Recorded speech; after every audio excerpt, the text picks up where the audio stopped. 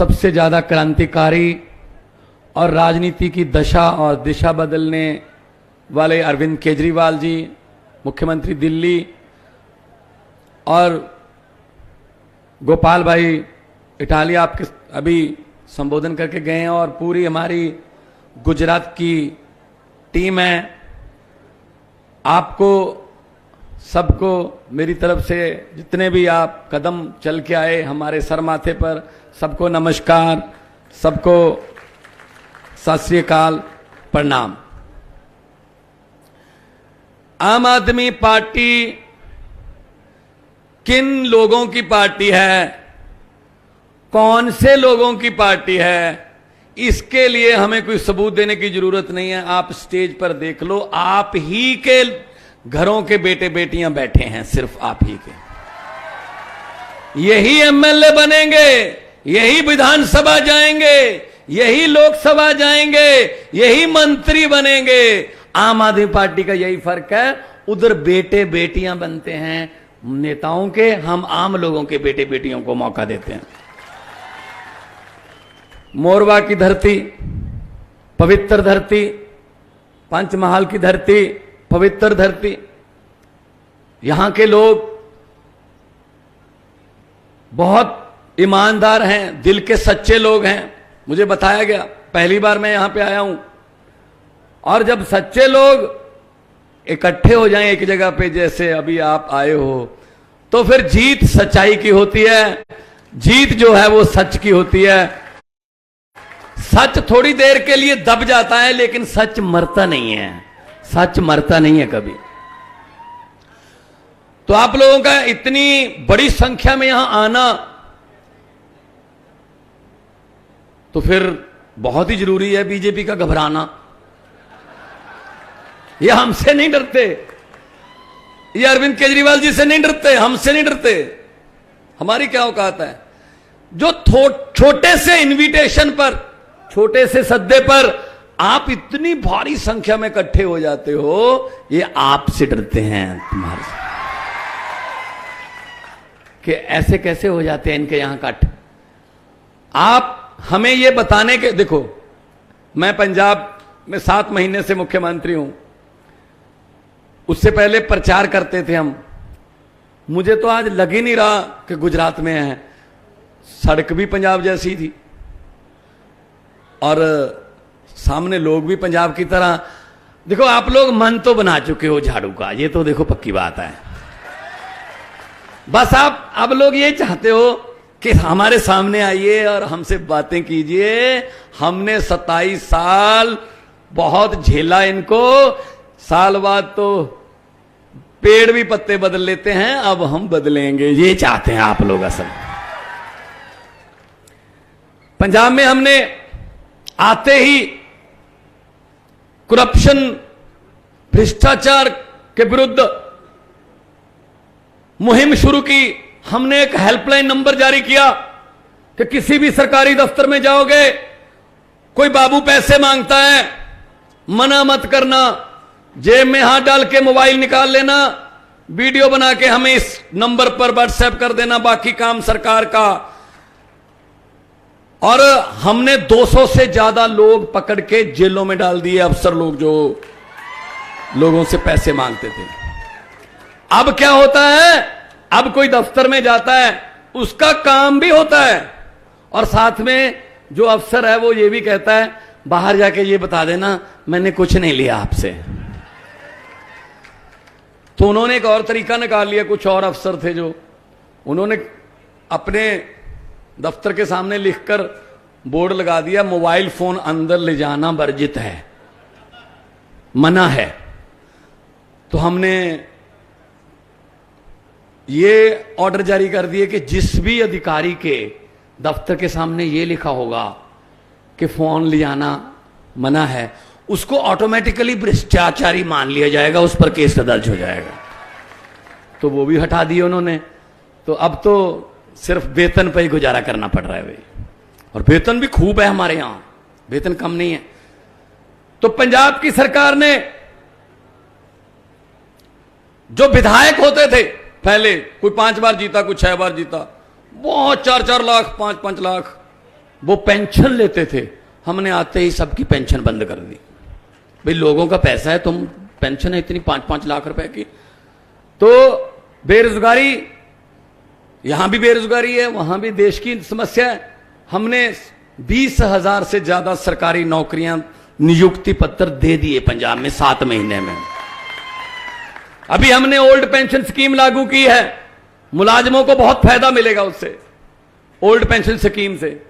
उनको जो पेंशन मिलेगी वो पक्का है कि पेंशन मिलेगी। अदरवाइज क्या था, 2004 में न्यू पेंशन स्कीम लागू कर दी थी, पैसे आपसे ले लेते थे मुलाजिमों से और उसको कहीं बैंक में, कहीं किसी शेयर बाजार में वो उसको इन्वेस्ट कर देते थे और बाद में पता चलता कोई बैंक लूट के 10,000 करोड़ रुपए लेके भाग गया। तो हम कहते थे हमें क्या, हमारे थोड़ी लेके गया, बैंक को घाटा हुआ। नहीं, वो कहते हैं नहीं जी आपका पैसा लेके भाग गया इसलिए हमारे पास है नहीं। तो ये सर पे तलवार लटका दी थी। हमने ओल्ड पेंशन स्कीम लागू कर दी।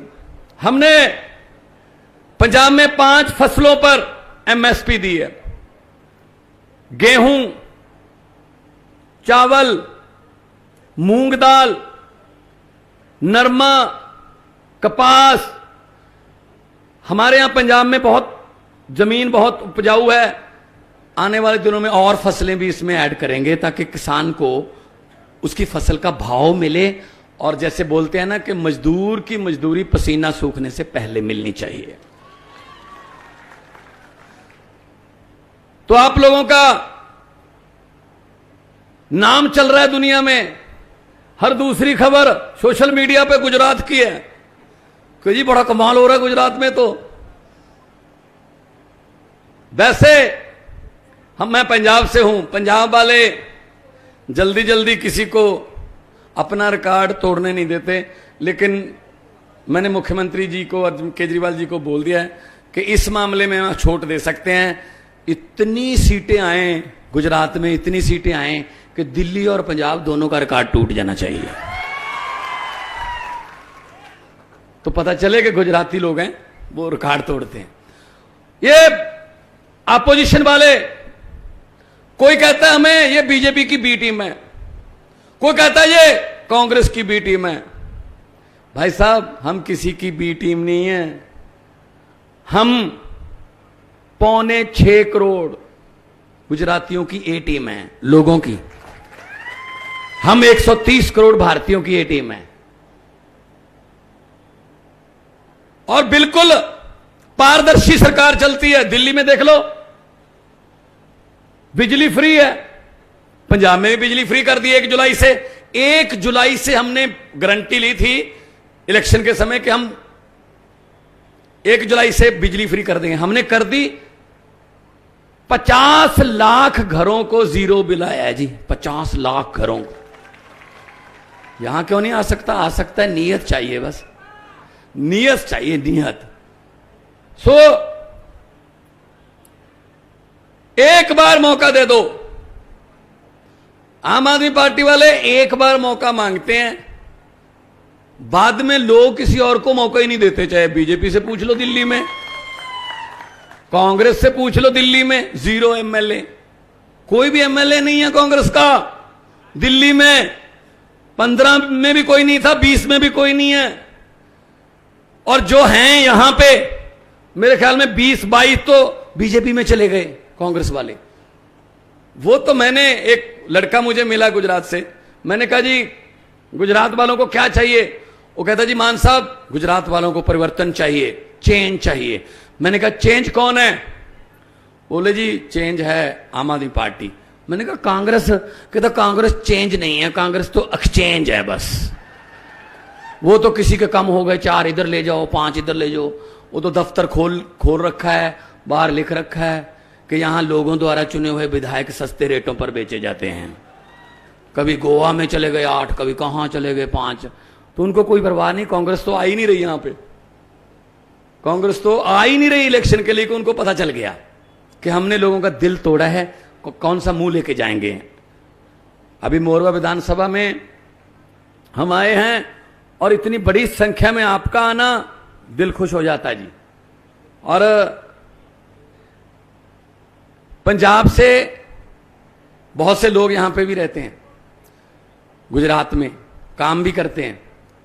उन्होंने भी मुझे बताते रहते हैं, वो ट्रक वाले भी आते हैं, वो कांडला पोर्ट पे आते हैं, मुंड्रा पोर्ट पे आते हैं, वो भी कहते हैं जी ढाबे पे भी बातें यही चल रही थी कि इस बार झाड़ू चलेगा, झाड़ू चलेगा। हमारा तो चुनाव चिन्ह इतना अच्छा है कि जो झाड़ू है वो करता ही सफाई है। तो मुझे एक पत्रकारों ने पूछा, आपने ये बीजेपी की आंधी कैसे रोक दी? मैंने कहा कौन सी आंधी? कहते जो आंधी आई थी जो देश में, वो कैसे रोक दी दिल्ली और पंजाब में?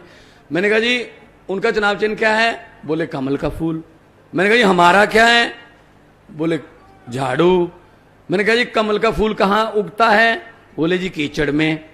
मैं झाड़ू क्या करता है? कहते जी कीचड़ की सफाई। मैंने कहा हमने झाड़ू से कीचड़ की सफाई कर दी, कमल उगा ही नहीं, कमल उगा ही नहीं पंजाब और दिल्ली में। ऐसे तुम कर दो यहां पे। हमने कोई रजिस्ट्री थोड़ी करवा रखी है इनकी, हमने कोई लिख के थोड़ी दे रखा है इनको कि जी तुमने लूटना है, लूटना है। ईमानदार सरकार लेके आओ।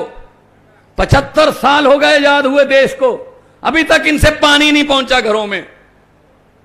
अभी तक अमेरिका वाले मंगल ग्रह पर प्लाट काटने की योजना बना रहे हैं, हम सीवरेज में घुसे हुए हैं अभी भी। हमें कुछ आगे बढ़ने ही नहीं देते, हमारे बच्चे को पढ़ने ही नहीं देते।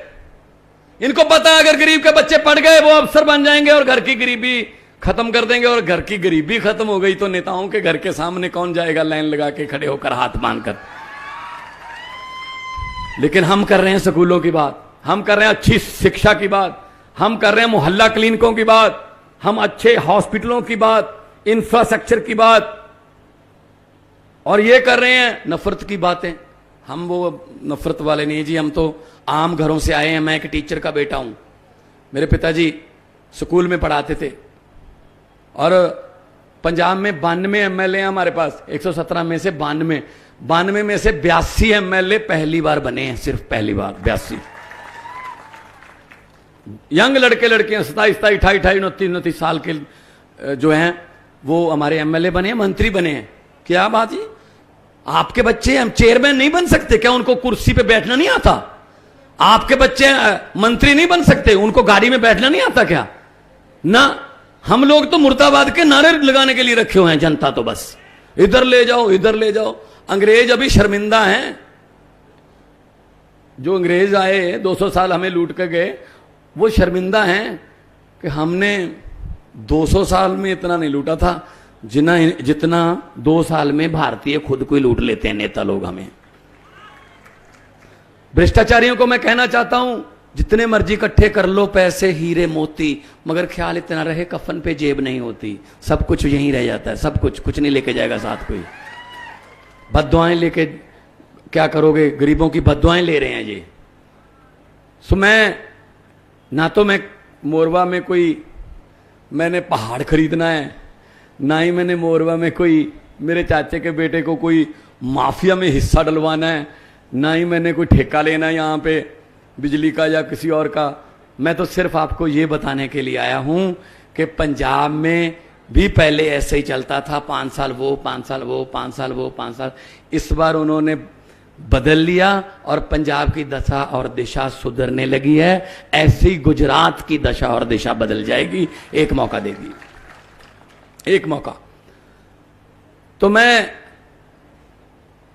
और ये हमें इनका घबराने का देखो कितना, किस लेवल पर घबराए हुए हैं। हमें रैली के लिए, जनसभा के लिए जगह नहीं देते। अगर हम जगह ले ले कैंसिल करवा देते हैं। तो ये कहते हैं यहां नहीं करो, यहां ना करो। भाई दरियाओं को थोड़ी रोक लोगे? हम तो जहां चले जाएंगे भाई, हम तो छोटी सी स्टेज लगा के भी बोल लेंगे। बोलना तो सच ही है। सच बोलने का एक ही फायदा होता है, उसको एक बार बोलकर दोबारा याद नहीं रखना पड़ता। जहां बोलोगे सच ही बोलोगे। तो उनको लगता है हम इनकी रैलियां कैंसिल करा देंगे, इनका गाड़ियां रोक लेंगे, पुलिस से ये करा देंगे, वो करा देंगे। मैं पुलिस वालों को भी कहना चाहता हूं, मुझे तो ये पता चला यहाँ पुलिस वाले भी कॉन्ट्रैक्ट पे हैं, पुलिस वाले भी पक्की नौकरी पे नहीं हैं। तो भाई हमारे यहाँ तो बहुत तनख्वाह बहुत है, यहाँ सबसे कम तनख्वाह यहां मिलती है पुलिस वालों को, हमारे यहां 70-70, 80-80 हजार मिलती है। अभी 14, 15, 16 अक्टूबर को हमने भर्ती की है कांस्टेबल, सब इंस्पेक्टर और एएसआई की, और पेपर हुआ है, और पेपर अभी उसका रिजल्ट आएगा। मजाल है एक भी पेपर हमारा फूट जाए, ना दिल्ली में ना पंजाब में पेपर नहीं फूटते। यहां पे कोई एक भी पेपर बता दो जो ना फूटा हो। और मुझे एक नौजवान मिला, रोने लगा वो, जी पेपर फूटने वाला काम बंद करवा दो, क्योंकि पेपर फूटा सपना टूटा। कहता अब पढ़ाई की तरफ, किताब की तरफ देखने को दिल नहीं कर रहा। इतना पढ़ा था मैं कि मतलब मैं आऊंगा, मैं घर की गरीबी बदल देगी ये किताब मेरी, लेकिन रोने लगा। कहता जी पेपर फूट गया, बड़े बड़े जो लोग हैं वो चुने जाते हैं, क्या करें। तो इसलिए मैं कहना चाहता हूं, एक भी इन्होंने चीज नहीं छोड़ी जहां भी लूट ना मचाई हो। तो इस लूट को बंद करना है तो उसके लिए झाड़ू है, और इनके पास पैसे बहुत हैं, बहुत पैसे हैं इनके पास, आप ही के लूटे हुए हैं। ये आएंगे आपके पास, अभी आने वाले दिनों में आएंगे और आपको कुछ ऑफर करेंगे पैसे वैसे। मेरी हाथ जुड़ के मोरवा वालों को बेनती है, अगर ये आए और ऐसा करें, मना मत करना। लक्ष्मी है घर पे आनी अच्छी लगती है।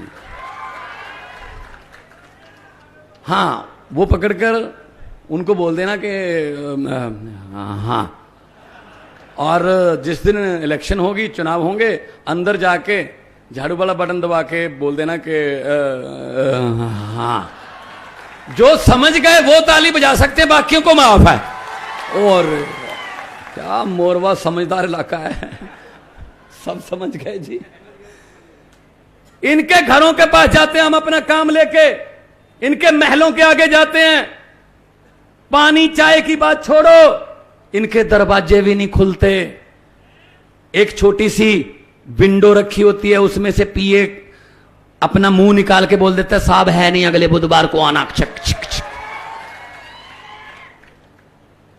अभी ये आपके घरों के कुंडे खड़काएंगे, अभी आपके घरों के दरवाजे खटखटाएंगे। मोरवा वालों, बदला लेने का समय। अंदर से ही बोल देना, कुंडा मत खोलना, अंदर से ही बोल देना हम आज घर पे नहीं है, इलेक्शन के बाद आना। इनको भी पता चले किसी दर से खाली परतने का, खाली वापस लौटने का दर्द क्या होता है, इनको पता चलना चाहिए। ये बचपन खा गए हमारा, जवानी खा गए, बुढ़ापा खा गए, ये चारे खा गए, ये सड़कें खा गए, दवाइयां खा गए, पढ़ाई, क्या छोड़ा इन्होंने, क्या छोड़ा इन्होंने, सब खा गए। लेकिन हिसाब होगा। जनता चुप रहे 5 साल, जनता होंठों को सीले 10 साल, जनता सब्र कर ले 20 साल, जनता दिल पे पत्थर रख ले आप लोगों की तरह 27 साल। लेकिन 27 साल के बाद जब जनता जागती है ना, उठती है ना, फिर 27 साल का हिसाब भाई साहब 27 मिनट में ले लेती है जो जनता। ये गलत फहमी में ना रहें कि हमने कमा लिया, वो तो हमारी जेबों में आ गया। जो आपका पैसा लूटा है, जो गुजरात का पैसा, देश का पैसा लूटा हुआ है इन लोगों ने, वो एक एक पैसा का हिसाब इनसे साथ करेंगे और ब्याज समेत वो पैसा आपके पास वापस आएगा, वापस आएगा। दोनों हाथ ऊपर करके 2 नारे लगाऊंगा। ये भगत सिंह, राजगुरु, सुखदेव जब नारे लगाते थे, उन्होंने इनकलाब जिंदाबाद बोला था, चेंज। इनकलाब का मतलब बदलाव। तो तब जब वो नारा लगाते थे तो अंग्रेज थर थर कांपते थे। तो इसीलिए मैं आपको कह रहा हूं आज उनकी भी आत्मा को सुकून मिल जाएगा, भगत सिंह, कि चलो हैं अभी जिन्होंने हमारा दिया, इनकलाब वाला बुझने नहीं दिया। तो दोनों हाथ ऊपर उठाकर ऐसा नारा लगाएं, ये बड़ोदरा तक आवाज जाए, ये गूंजे आसमां, और जो भ्रष्टाचारी बैठे हैं, या 2-4 तो 10-15 तो आए भी होंगे सुनने के लिए, उन्होंने अपने आकाओं को बताना भी है जी काम खराब है, इधर मत जाना, आप इधर तो लोग पलट गए हैं। तो थोड़ा उनको पता चलना चाहिए कि नारा दिल से लग रहा है। इनकलाब, इनकलाब, वंदे, जय जवान, बोले निहाल। बहुत बहुत धन्यवाद, आपने मुझे इतना प्यार से सुना और इतना संयम से सुना। तंदुरुस्त रहिए, खुश रहिए, तरक्की करें। बहुत बहुत